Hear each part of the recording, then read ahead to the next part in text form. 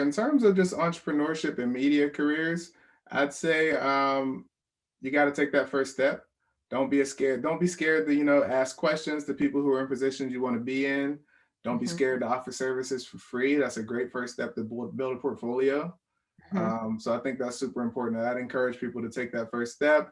Go and get a business registered if you have a hobby that you can monetize. Yes. Get it registered. It helps a lot when it comes to taxes Mhm. to do it like officially.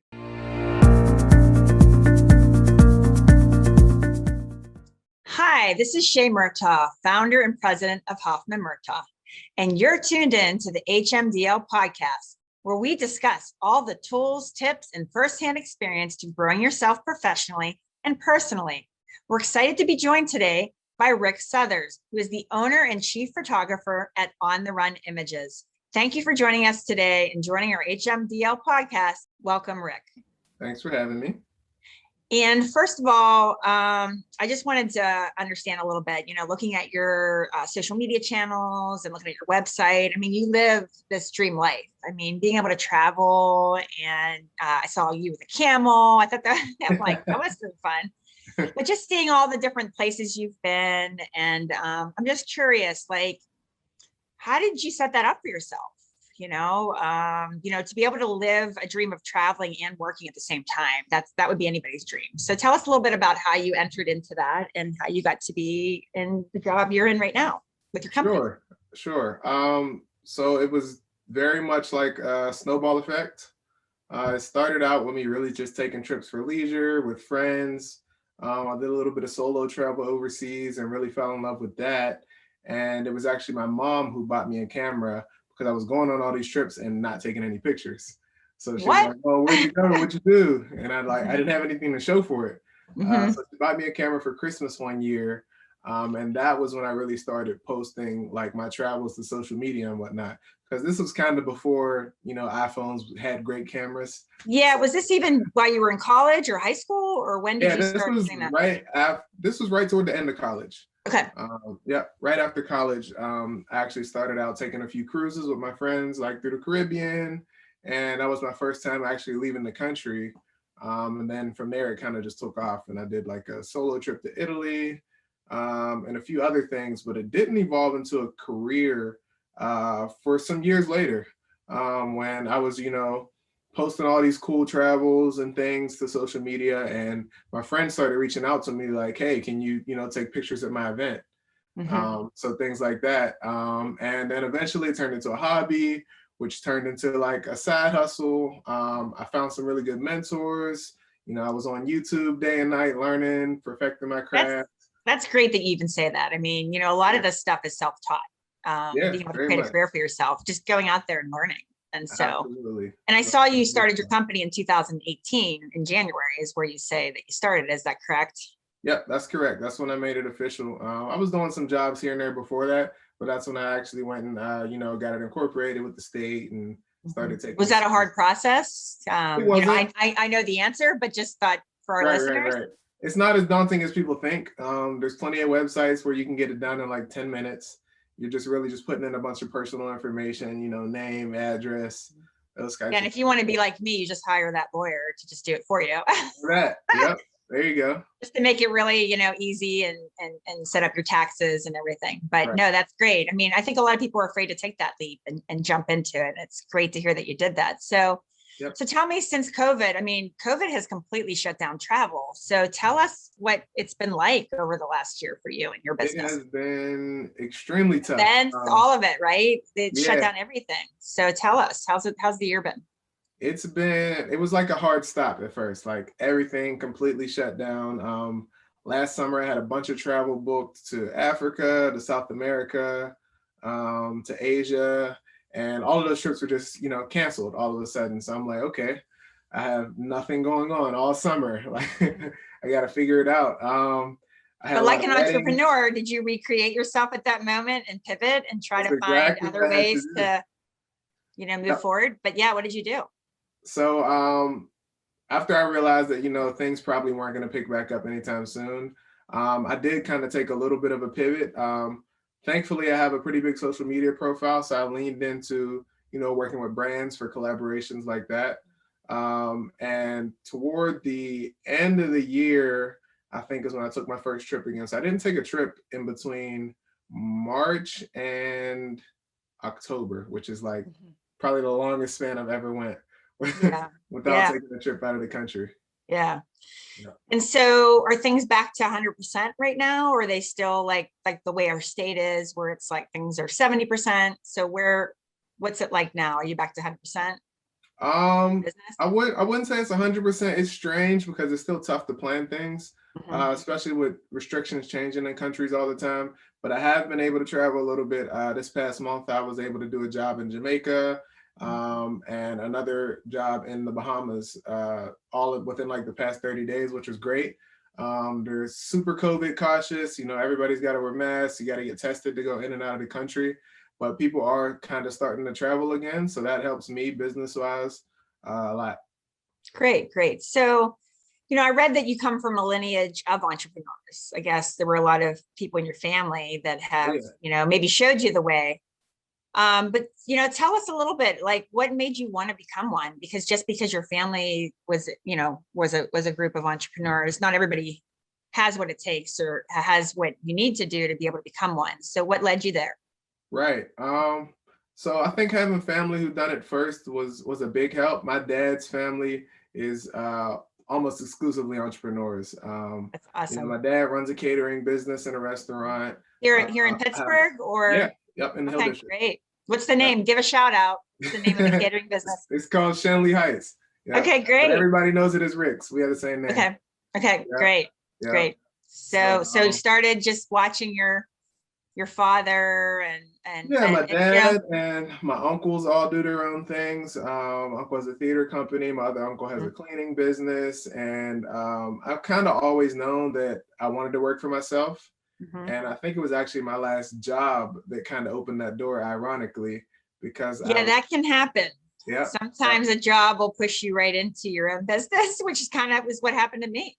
yeah, So yeah, yeah, so tell us a little bit about that. Obviously, we don't want to hear the name of the place you left, but sure, sure. what kind of things were happening that made you start to believe that, I need to get out of here. I need to go Right. there. So there was a work culture that was a little bit toxic, but on top of that, the positive side was I had actually created a program for high school students to learn entrepreneurship. So Okay, in great. doing that, I kind of, pushed myself in that direction at the same time. Mm.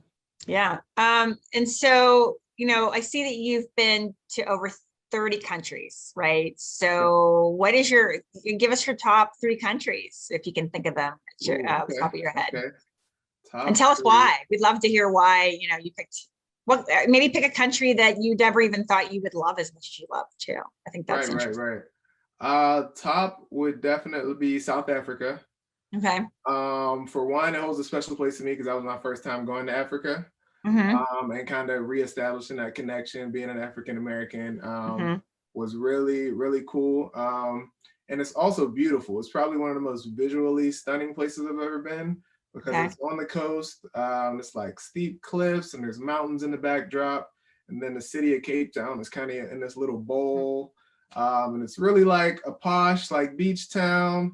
But at the Hmm. same time, it has a lot of culture and good food, and there's adventure to be had. So it was like the best of everything. The weather was perfect, and I didn't really want to leave. So that's definitely at the top of my list. Okay. Next would probably be Croatia. Um, Oh, I actually in college did Croatian dancing oh yeah, at Duquesne University. Yes, nice, so very familiar with the culture, cool, Croatia. cool. And yeah, I think most people don't realize it's had a renaissance since breaking off of Yugoslavia. Oh yeah. And and those countries all becoming their own. And yeah, that's a great place to travel. So what did you love about it? Just the beauty of it or Yeah, so it's a really I think what I liked the most about it was the fact that it still doesn't have a lot of tourism. So it has a very local feel. And I got to sail around to a few of the islands, which was really cool. The islands don't have hotels on them. okay. There's very Do they have few cars. Airbnb or was this recent? I mean, They do what have are you thinking? Airbnb. Okay. I've actually been to Croatia twice in the past 3 years, and I'm going again this year because I like it that much. Hmm. Were Um, you in Dubrovnik or where did so you I flew into Split, okay. Split right on the coast, and we sailed to Troguer and Vis Hmm. and Var is one of the bigger islands. Hmm. And it was just beautiful. It was quiet. They have great seafood. The water's like crystal clear. The people are super friendly, and the nightlife is great. You know, if you're Yeah. young and you want to go party somewhere, that's the place to do it. Okay. Yeah. That's awesome. So maybe let's hear as a third one, what's the one you hate? What's the one you did not like the most? Like you got there and you were like, wow, I need to turn Oh, that's around. tough. I try to find something good I everywhere. doubt there is one, right? That's So, I tough. mean, he would not Uh, like where they travel. okay, I'll give you one. Hmm. You kind Um, of got there and you're like, I'm unsure, or maybe you grew to like it as you were there longer. okay, I'll give you. Well, you know, I didn't have a lot of time there, so I might not be a fair judge, but I'm going to say London. Okay. Um, London was like, Well, I hear they're kind of tough there too, right? A little yeah, cold. it was really, it's like New York with Pittsburgh weather. That makes So, total sense. yeah, it's just like, you know, the people were kind of cold. It's really Mhm. gloomy. Yeah. Yeah. Yeah, so that was not my favorite place to go. I would give it another shot though, because like I said, I only got to spend a day there.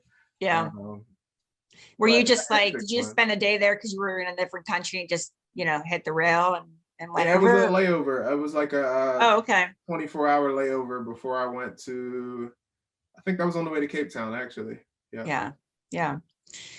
One of the things I think is great that I advocate is just, how fit you are and how you stay fit. And I see you run a lot. And Thank you. how does Thank that you. help you be a better entrepreneur? Oh, I think your physical fitness is super important, and there's like a direct correlation to Hmm. being in good physical shape, like that rolling over into being in good mental shape. Hmm. I know I think faster. I'm more creative. When I feel like Hmm. my body is in good shape, I feel like I can jump up and get things done. Yep. And you know, being an entrepreneur and knowing that I don't want to work for the rest of my life, I still want to have a long life. So I'm Hmm. taking care of my body now. Like when I'm in that the pivotal age, I feel like around 30 is where you either let it go or you really like kind of pull it together. So Yes. it's a big focus of mine right now. Well, surprisingly, maybe you think this, I don't know, but I'm turning 50 this year. And, it, I would not have guessed that. thank you. And so you do start thinking all those things. Like I think I could be retired in 15 years and I'm on this fast Right. track now, right? And I Yep. think for me, I did finally get into running and all that kind of stuff, but it did take me a lot longer. That's And it great. was more of, that later 40 something where you get tired and you don't feel as well. And you really have to, I just think it really does help with your mental health and work ethic to really try to work out and Absolutely. keep that part going. Yeah. Yep. So do you happen to have a quote that you live by, or have you ever written any quotes? I try to write my own quotes all the time. Have you ever written any quotes, or do you have a quote that you live by? I have not written one myself. I'll give you one that I live by though, Okay. which is lessons not learned in blood are soon forgotten. That Yes. is one of my favorite quotes. To me, it means that, you know, if there's not consequences for the mistakes you make, you never really grow from it. Yep. So I kind of think about that when I go into things, and it's okay to fail, and It fail is. hard and fail often, Mhm. because you know that blood per se is what propels you into the next great thing. Yeah, and I think you're reminding me a little bit of a quote of almost like, keep things in the rearview mirror. That's why that's small. Yep, It's like, don't forget it. Don't forget it yep, happened, but don't continue. When you're driving, you're going forward, you're not looking behind you the whole time. right, So, right. so it reminds me about that is like learning but not forgetting the lesson that you just went through. So, to me, you seem like an influencer. Is that something you're working towards? Maybe building up your followers so that you can be more of an influencer. Tell us a little bit about that, because that's also a career. Is It just is. being an It influencer. is. It is definitely evolving into something that is like growing right alongside my photography business. It's something that I kind of came to accept before I was intentional about it. Just realizing that I had influence on people just by the lifestyle I was living. You know, people asking intentional questions like, "How do Mhm. you do this? Like, how did you go here? How did you get into photography? You know, what type of equipment do you use? What software do you use?" And then just want to know more of my lifestyle. Like, fit. People ask me fitness questions. And that is influence. And I didn't Yep. realize it at first, but I've come to accept it, and be more intentional about the things that I post and how it can help people. So yes, Yeah, and I am you ready had to said claim. you said during COVID you got some more maybe sponsorship opportunities. Is that correct? Yeah, To I think work with some companies as an influencer. right. I think a lot of companies realized when people were staying home that they had to kind of pivot their marketing, and influencer marketing is huge and is growing. And I Mhm. think COVID was kind of like a multiplier and kind of sped It companies up in was. that thinking to pivot their marketing efforts. Yeah, when we were, because we're in media, we fall in the paid, earned, shared, own media place. That was one of the fastest things that happened. Yeah, When COVID hit, everybody all of a sudden everybody was like, "Wait a minute, what's my brand? What am I saying about myself? What am I saying about myself on social media?" yeah, And that was one of the places that really grew for us as a company, because that's when I was talking to companies for many years about this. These things all work together, but it really moved, multiplied, as you said. So for someone who's looking to start in a career or looking for a job, how important is personal branding? Right now we know that we can just go online and see what people are saying about themselves, positive or negative. How important is it for you, do you feel, to build a personal brand for your career and for your entrepreneurial spirit? yeah.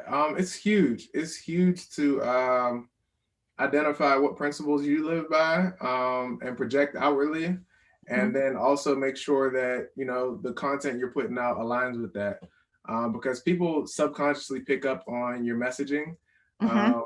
whether it's intentional or just like things they pass by and see on your Twitter. It really should all align with who you are, but I don't think it should be performative. I think it's important to really stay true to yourself, Be be authentic. transparent, Yeah. because that's what people relate to most. Yeah.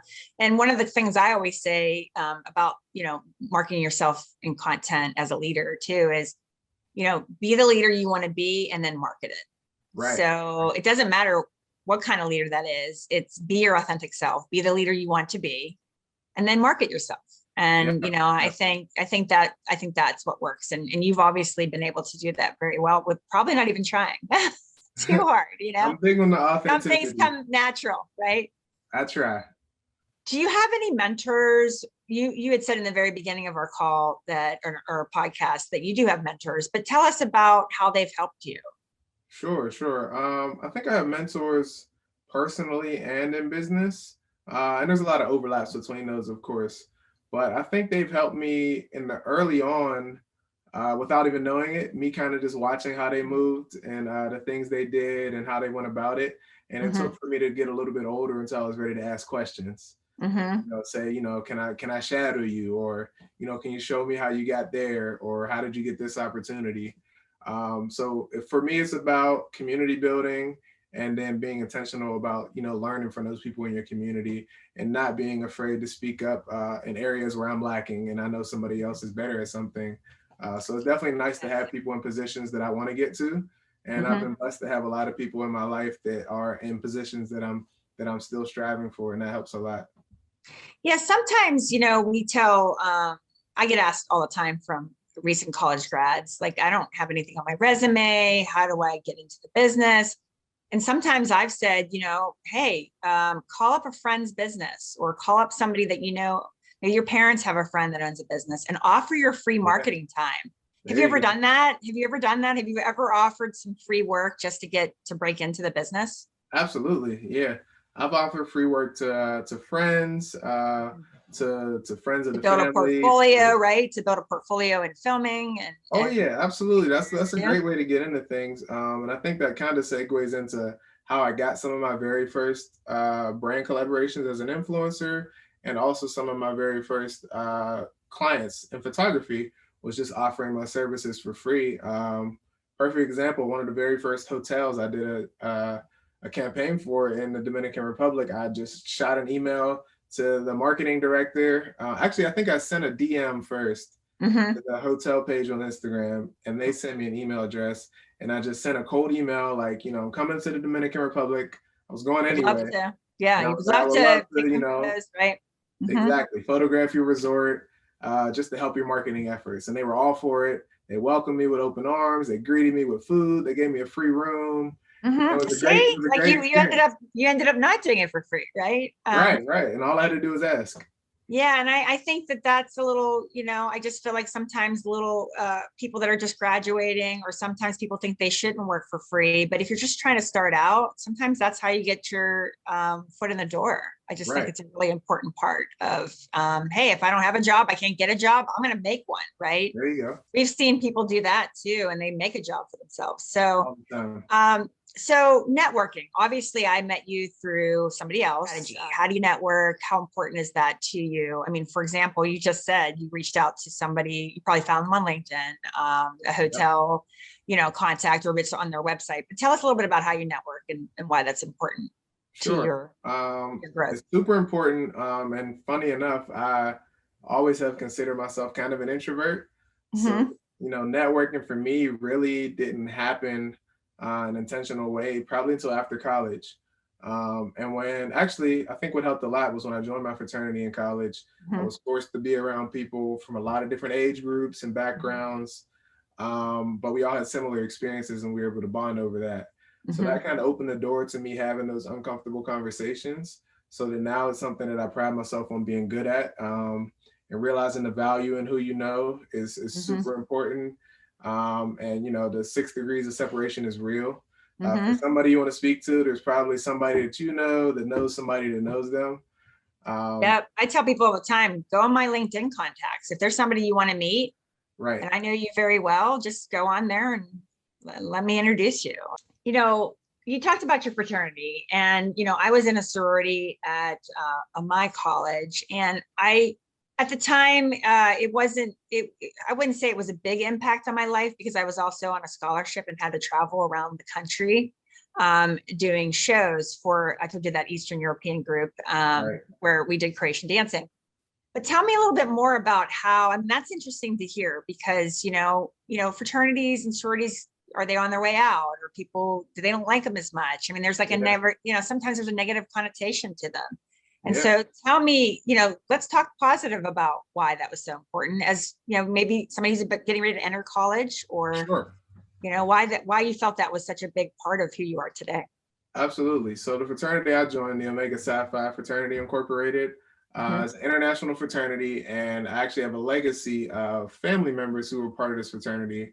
My grandfather and a couple of my uncles were Okay. Did they all go to the same college as you did, or they were? They did not. Our fraternity is all around the world, so they did not go to the same colleges. My grandfather actually went to college in the South at Fayetteville State, and my uncles joined the fraternity here in Pittsburgh. Okay. Yeah. So that legacy when I was a kid was pretty impactful. Being around all of those guys and going to the frat house for different public service events was really influential. But when I got older, I realized that a lot of my heroes in civil rights and Black history were part of the same fraternity. Okay, great. So that was really cool to make that connection. And in addition to civil rights, also like some of my favorite athletes and entertainers all belong to the same group. Now, are you able to connect to them in a way? Do they have like national conferences and stuff? Are you able to connect? Yep, we do. We have conferences on like local levels every year, internationally every other year. And it's pretty easy. That's 6 degrees of separation works. It's probably more like 3 degrees within the fraternity. It's not hard to get in contact with other people, which is really cool for people to be so approachable that are doing like great things. But I do know what you mean about like, fraternities being on their way out. We've seen a lot of that as well. I think just the way society is moving towards like inclusivity is kind of against like at least our fraternity wanting to be exclusive and wanting to be the best group of men that are at a particular school, join this exclusive club. And the way society's going, they want everybody to get in. So it's tough. It's tough. It is tough. I mean, just in general, everything, life changes every day. I mean, we just have to be ready for change. And I think that most people that can be ready for change, do well. And sounds like you realize that too. So how do you stay educated? Education is a forever thing. It is every day. If we want to quote Warren Buffett, he reads 500 pages a day. Like he actually spends That's intense. 6 hours a day of his workday reading, because then he That's uses that intense. information to make business decisions. So tell us how you stay educated. Sure. So I think I have three main ways that I stay educated. One is my circle of friends. We're Mhm, really good at exchanging information that kind of helps us grow, like mhm. personal development things. We're really big on. I have a bunch of group chats going on with different circles of friends who are into different things. Have you joined Clubhouse? Are you involved in Clubhouse at On all? Clubhouse, I Okay. was really intense on it for a little bit, and then I kind of fell off. It was a little overwhelming with all the audio. I like to Yeah. I like to digest things at my own pace. I'm more of a reader Mhm. than a listener. Um, Yeah, I so haven't been able to really partake too much. I know that there's so much to learn there and join those different groups, and but I myself like to do it on my own terms and right. time, and you have to jump in right when it's ready. Oh yeah, So yeah, yeah. yeah, learning from others I think is very important. And I also Definitely. think, yeah, like I think also working on yourself every day. Like we're not perfect, right? And I think that's part of growth and owning a business is doing that. Have you been able to hire your first employee yet, or are you not there yet, or you have a couple employees? Where are you on the employee spectrum? Because that changes the whole business dynamic down. Oh yeah, oh yeah. So I've got a few proteges. Okay, I haven't great. hired any full-time employees yet, but I've got a Okay, few people that I'm kind of training up to be able to help me with some jobs. yeah, Actually, one of my younger fraternity brothers okay. has been helping me out lately with some of my brand campaigns. He's also a photographer. He's still in school. I think he's going to grad school now. So Okay. I'm trying to get him trained up this summer. I'm going to have him shadow me some more. And who knows, maybe he'll be first. Yeah, well, let me know if you need some advice on hiring and all that stuff, I because will. I Yeah. felt that I mean, I went 3 years in my business before I had my first employee. Okay. Yep. So it sounds like you're on that same track, like, and then it was very slow. Like I was not really that risky, and I Right. like Right. to go slow and how I ran my business. So anything else you want to leave us with as we finish? Anything you want to tell our listeners about owning a business? Education or going into college or degrees, what you should specialize in, what you see, happening post COVID. Any last thoughts you'd like to leave our listeners? Sure. I'll give you a few things because you mentioned a lot. College, I'm gonna say, take the classes that interest you. When I went to school, I jumped around a lot. I switched majors a ton of times. I was at Slippery Rock and I went to community college to finish my degree. Mhm. And I think the best thing that I did was, when I had that in between time, was really figure out what I was interested in. And Okay. not just taking classes because that's what I needed to fulfill my degree, but also going out and, seeing what electives I could learn from that would be transferable to what I actually wanted to do was great. So I say don't stick to the script, take some Okay. classes that are off Take time topic a off little too, bit. maybe, right? If you need a break to think Yeah, about it. yeah, that was huge for me, was taking some time in between, Mhm. just to figure out like the path I was taking, because I spent a lot of time, taking classes that I thought would get me to a safe career, but didn't really interest me, and that just made me not really do well in those classes anyway. So I yeah, was the being same kind of intentional about learner. that for Yeah, sure. I was the same kind of learner where if I had no interest, I probably you can't teach me it, right? And Exactly. Yeah, and yeah. and I think we all learn differently. And so I think something to tell college students also is, don't be so hard on yourself if you don't get an A in every class. Like make sure you Right, focus right, on the classes that interest you and do right. well there, right? Exactly. Any So I other say things you want to leave our yeah, sure. In terms of just entrepreneurship and media careers, I'd say you got to take that first step. Don't be scared to, ask questions to people who are in positions you want to be in. Don't be Mhm, scared to offer services for free. That's a great first step to build a portfolio. mhm. So I think that's super important. I'd encourage people to take that first step. Go and get a business registered if you have a hobby that you can monetize. Yes. Get it registered. It helps a lot when it comes to taxes Mhm. to do it like officially. Yeah, and I think something you said in the beginning too is like this was a side hustle for you Yep. at one point too. And I think that everybody's afraid. Sometimes people have asked me that question. Did you just jump in or whatever? And you can jump in, you can dip a toe, right? And just keep Absolutely. continuing and moving forward. And then maybe you officially, leave the full Right. time, become that full entrepreneur. And so everybody does it differently. and there's all ways to do it. So, Yep. well, thank you so much for your time today.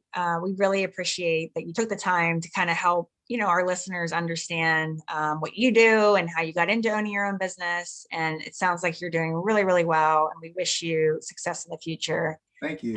And let me know if I can help you in any way.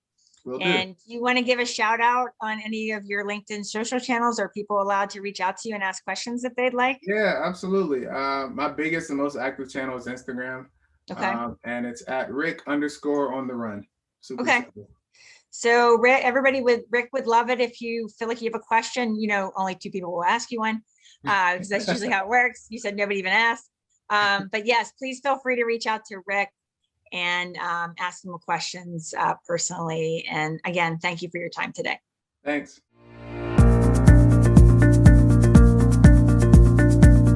Thank you, Rick, for joining us on today's podcast. We really enjoyed the talk. And thank you, everybody, for tuning in to today's HMDL podcast. If you like what you heard, be sure to follow us on our social media channels at Hoffman Murtaugh. And I'm Shay Murtaugh, and we'll see you on the next episode.